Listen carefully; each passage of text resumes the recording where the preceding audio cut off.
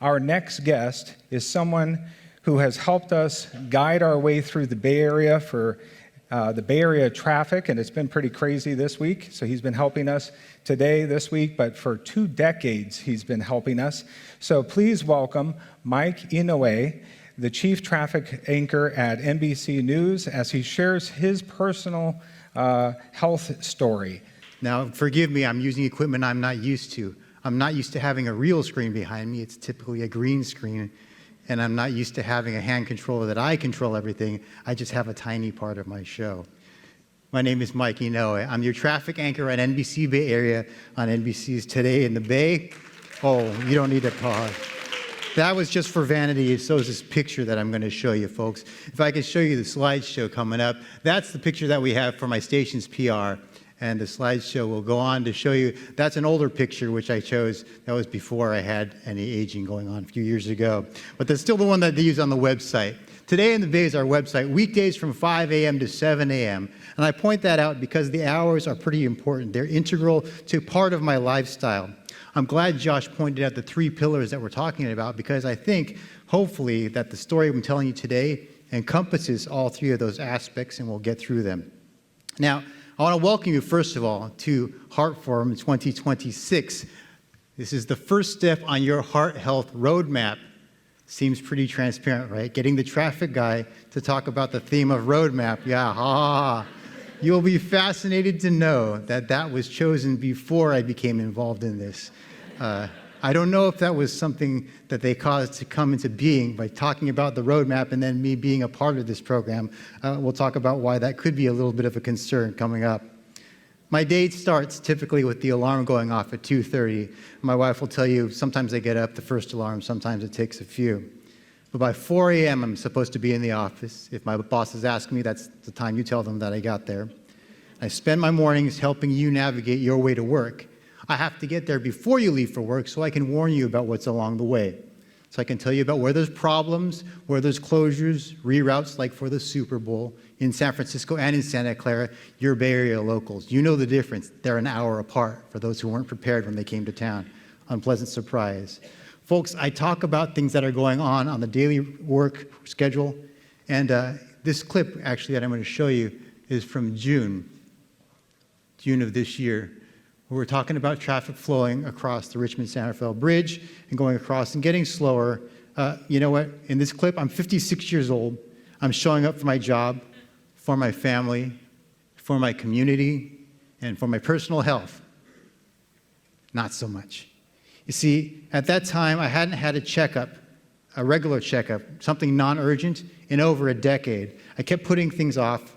My personal maintenance, my regular checks, they were more regular for my car than they were for my body. So I needed something that was really urgent to cause me to go in. In my world, that's the check engine light, and that's not good news. Well, I did have some warning signs along the way. We'll talk about those. But really, the one that pointed things out, I got to give credit to my really my favorite person in the world, and the one who is the biggest help. That's right, our dog. Our dog and my wife, Tracy. Tracy's here. You can give her a round of applause. It was the 2 of them that helped me out, folks. You see, as my personal maintenance was off to work, I was off the night before to give our dog a walk. About 8:30 the night before, I gave the dog a walk. It was a Sunday night before that Monday newscast. He's a small dog, as you can tell. His legs are short, he doesn't walk far, and he doesn't walk fast. So it was a non-taxing walk.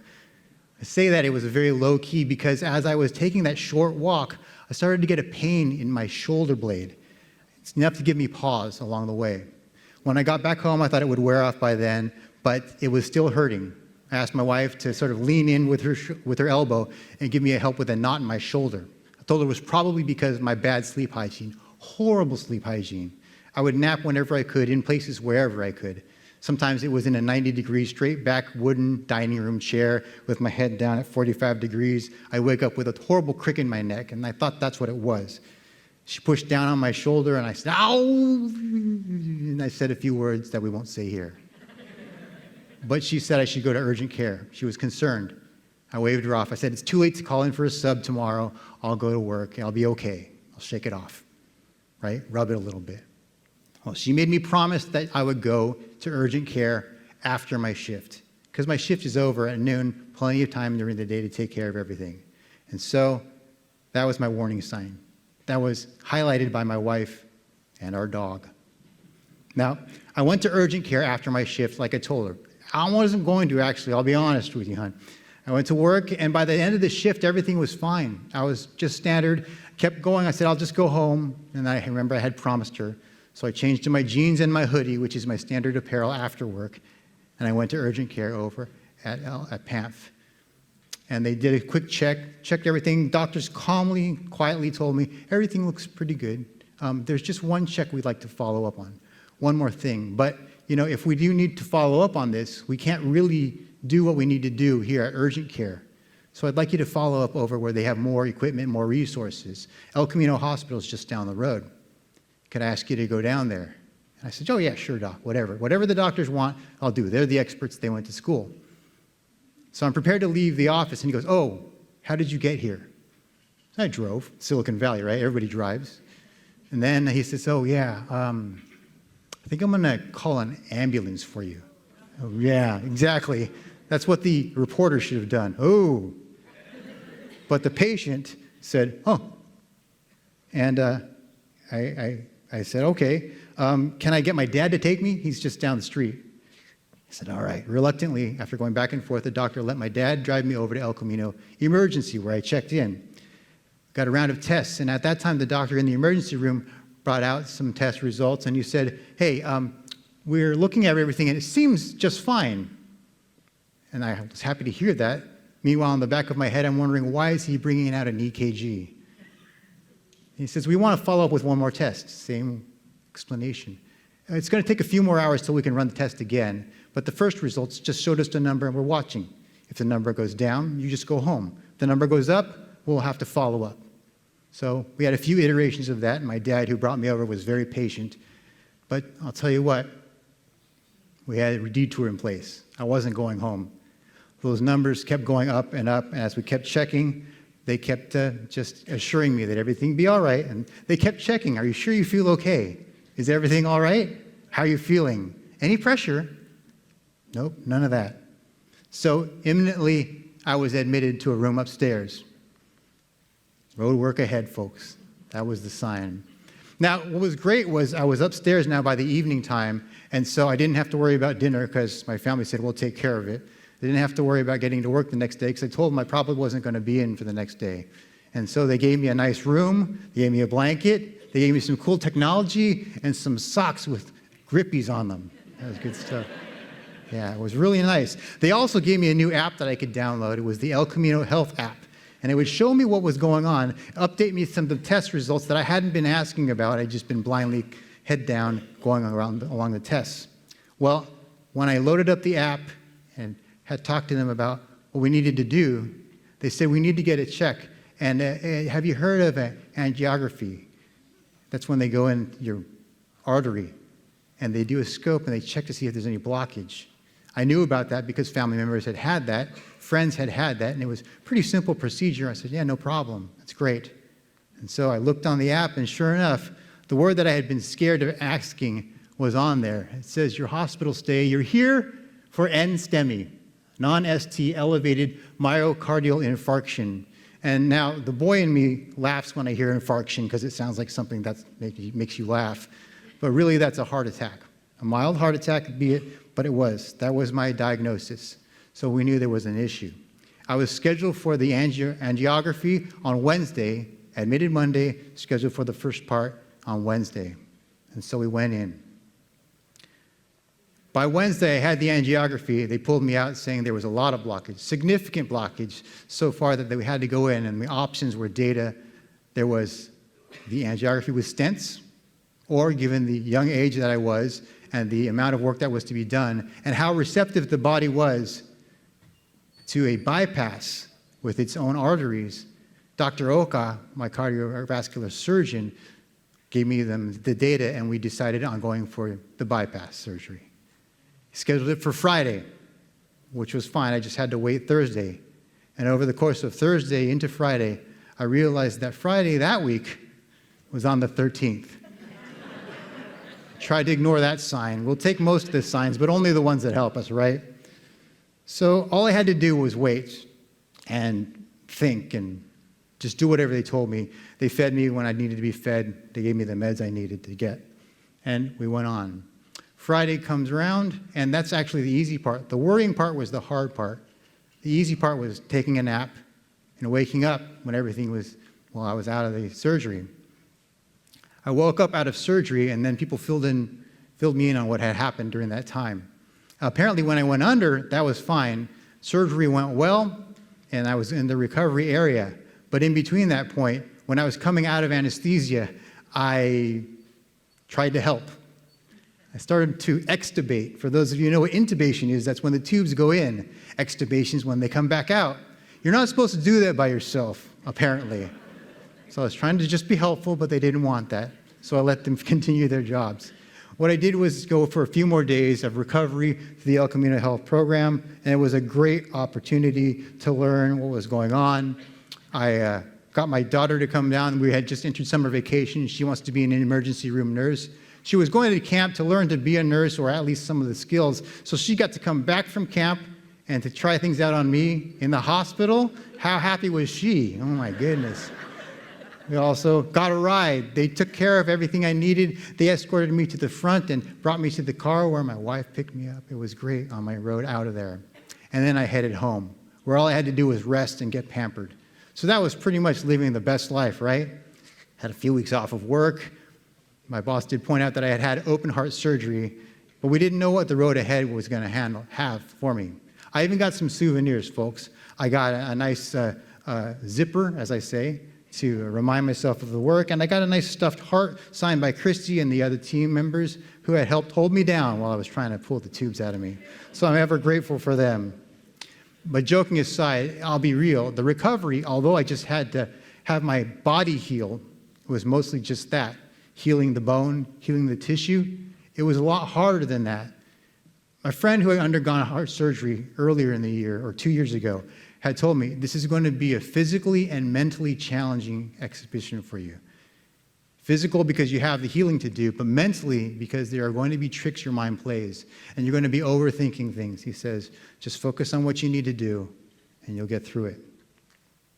So I did some weeks of trying to figure out what to eat. I had been diagnosed with type 2 diabetes. Figuring out what I could do, we had nurses and physical therapists coming to visit me, thank goodness, to check on my wellness every few days.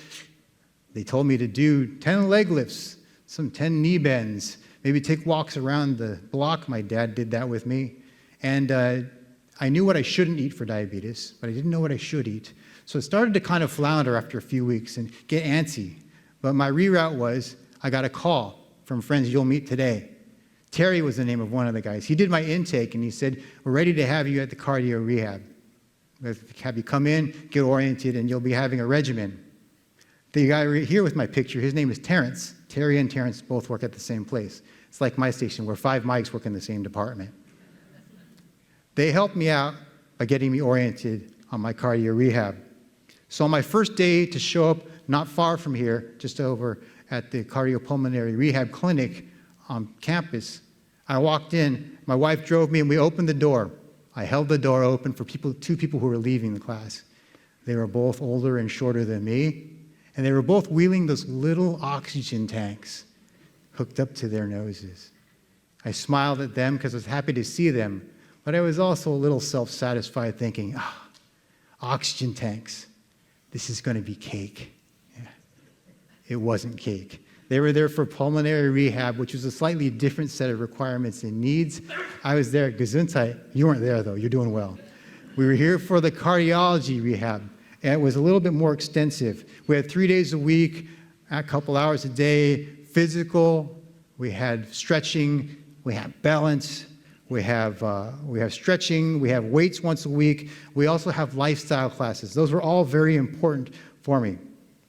The team there, extremely important, including Terry, Terrence, Sherry, who you're going to meet later. She's going to be bringing some great recipes for you, and Julie, who's right there in the back. She's dressed fancier than she ever dressed over at the clinic. She's in charge of the whole team, and I do have to thank them for all the work they did, because they helped fix me, to strengthen my body. They help fix my mindset as well, to strengthen that with the support they get. I was able to push myself when I was worried because they had me monitored. They had me hooked up. The heart rate, everything was reviewed after we had done all of that work. So they turned my eye rolls when I used to talk about dietitians and health regimen to eye-opening experiences, letting me see that it wasn't what I thought, it's what it could be. Well, after several weeks of that, I was ready to go back to work to continue the work at the rehab clinic while I was starting to work back over at the station. This is from my first day back, where we're looking over at Dr. Scott, who's sitting with me on the set. We interviewed him to talk about my experience. You see, I had been gone, and I had posted on social media that I would be gone for a few months, getting some medical needs taken care of. And so my boss thought it was appropriate, and, well, she welcomed the fact that we brought my story to the screen to explain to people what I had gone through and that I was back and that we were in the process of bringing me back slowly and gratefully. So with that said, we had my mornings that were different. Instead of getting up, bare minimum time to get to the work, rolling out of bed, surviving on coffee and adrenaline, I would now wake up a little bit earlier, get some blueberries, some nuts, some cottage cheese, and sugar-free yogurt. We'd get to the office, I'd do my job, I'd have my meds after my first morning shows, accompanied with a protein bar, instead of going out for fast food and catching a nap in the car in the parking lot. Things are different now. Things are working differently for the family as well. But this is me. This is not me. That's Dr. Scott. But that was me at 57, where I was finally showing up for my health as well. And my family's showing up for me as well. You see, it's very important that we adapt my schedule, but we adapt also the eating habits, what's going on. I have to eat differently with type 2 diabetes and also for heart healthiness, which we had already adapted for the needs of our general needs for our family.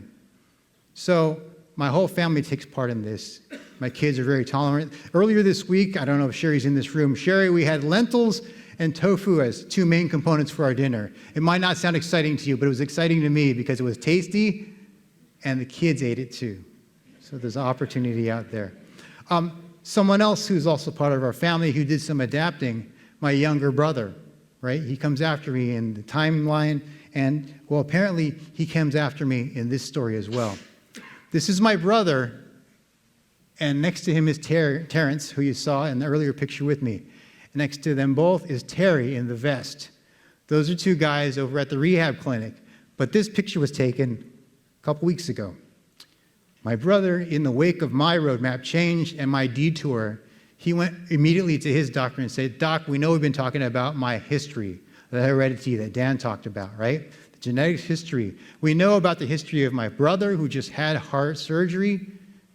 I want to get a heart scan, which is new technology." And they gave him a heart scan. He looked at the scan results, and with his doctor, they worked out the fact that he should see a cardiologist, who then advised, "We can get you angiography too." So my brother went in during the winter holidays, and he had stents put in, much less invasive. This guy gets to go to the hospital in the morning. He gets home by that evening. So he's taking the easy road, I'd say. No, he's following in the footsteps, and he's taking the cues that were left for him, the breadcrumbs. My brother has always been better at looking at the evidence and at the data. In fact, Ryan, could you come up here with us?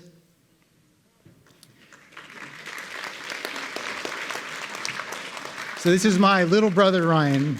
People say we look much more similar now that I'm 30 pounds lighter. That was part of what had gone on.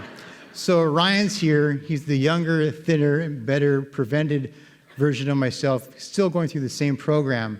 And Ryan and I were both aware of risks. Ryan was acting on those preparations. I didn't act so well on them, but we did look at those warning signs. Maybe not soon enough. Maybe not soon enough. He didn't have any events, though. And that's the big cue, is the fact that Ryan has had no significant events when he went through his surgery. I had not had any significant events, so there was no heart damage. That's what Dr. Oka told me. It's one of the key factors that I had missed that my wife caught when we were having the group counsel. He said, "Your heart, the muscle is in good shape. You haven't suffered any damage from this heart attack. We think you'd be a good candidate for the bypass," and that's what went into our discussion as well. But we knew we had this in our history, my brother and I, because that's our dad. Our dad had gone through a procedure as well In fact, earlier, I think it was a year ago, Dad, was it a year ago that we brought you to El Camino to do the follow-up visit? He'd had a procedure by a doctor that Josh knew, Dr. Mitchell, who's famous in the area, in the industry, because he had been a pioneer in this field as well. Dad, could you join us up here, please, as well? This is Mel.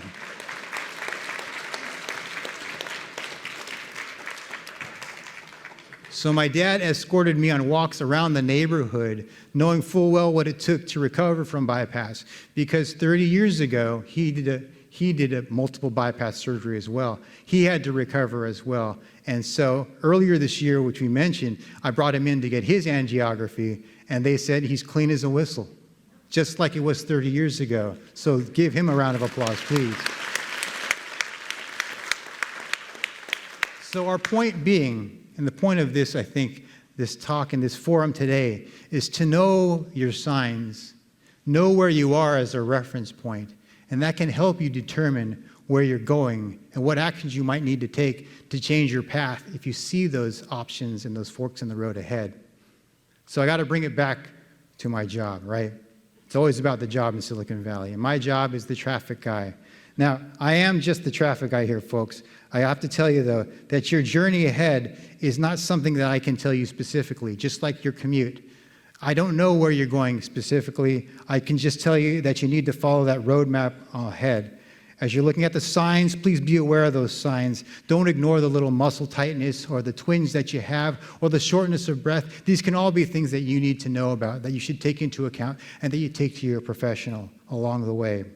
I didn't do a lot of those things, but I did learn from them and how things can be different. Oops, I went too far.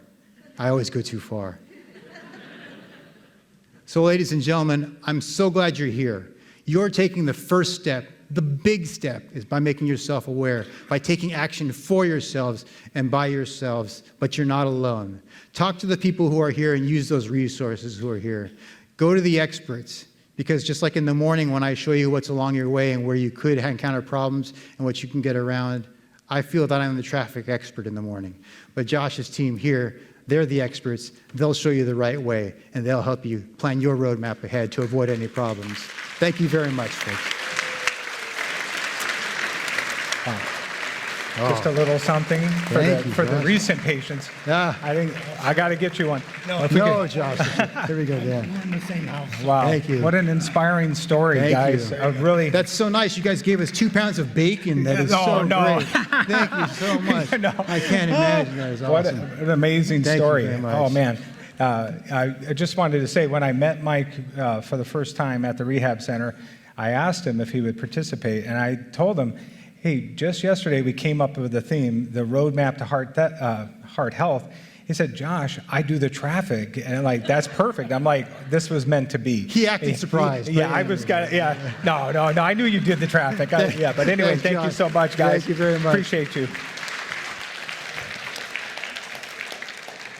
Okay.